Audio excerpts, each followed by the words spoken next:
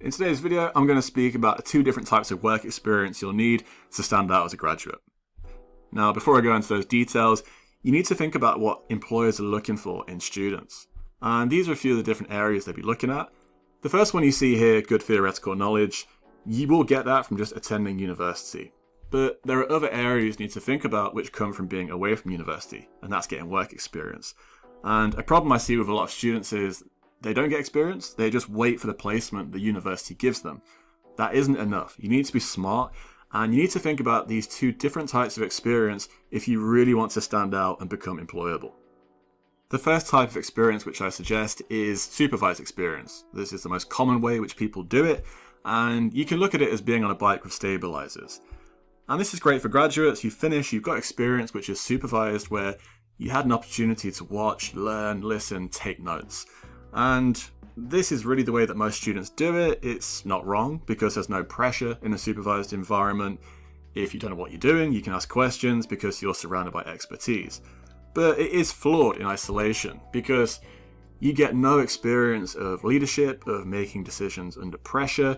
And when you graduate and look at job adverts, you will see adverts looking for people that have experience in these areas. So you need to make sure you get this type of experience.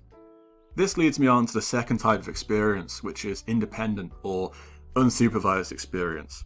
So you can look at this as being on a bike without stabilizers. And let's say, for example, you're a coach. I would recommend you start off really small, work for a Sunday league team or kids camps, some of these areas where you're a volunteer, you're not paid. And it's very easy to get jobs in these areas because, quite simply, they don't have anyone normally and they have no money, so they're not going to pay you. So you can volunteer, you're working for free, but you need to get this stuff on your CV. It's really important, and I'll go through this now. It's really good because you'll get experience of leadership, you'll be responsible, and you'll make decisions under pressure. Yes, it's at a lower level, but it still counts on your CV. Again though, this is flawed in isolation too. Reason being, you've got no backup, so if you're doing this type of experience all the time and you don't know what you're doing, there's no expert to call upon to get help. And you also find that you're self-taught. So if all your experience at university was just like this, you'll get into bad habits, you'll make mistakes, no one's there to correct you. But you do need a mixture of the two. It's really important. Don't isolate one of them. Get experience in environments where there are experts to help you, but also get used to making decisions by yourself. Really important. I'll speak very quickly about my experience as an undergraduate student.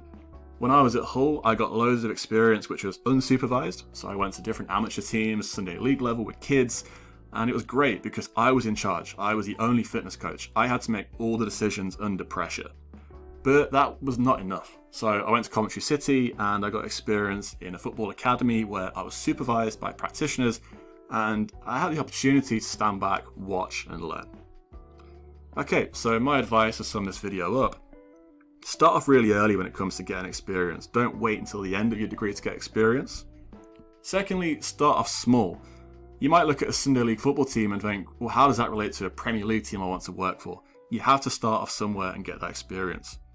And finally, network. I say it all the time, but use Twitter, LinkedIn, emails. Get used to speaking to people and trying to make things happen for yourself. Okay, thank you for watching this video. I've got plenty of content on my channel in relation to networking and work experience. If you have any questions in relation to this video, please get in touch with me on Instagram at SportsScienceHacks. Okay, thanks for tuning in, and I'll speak to you again soon.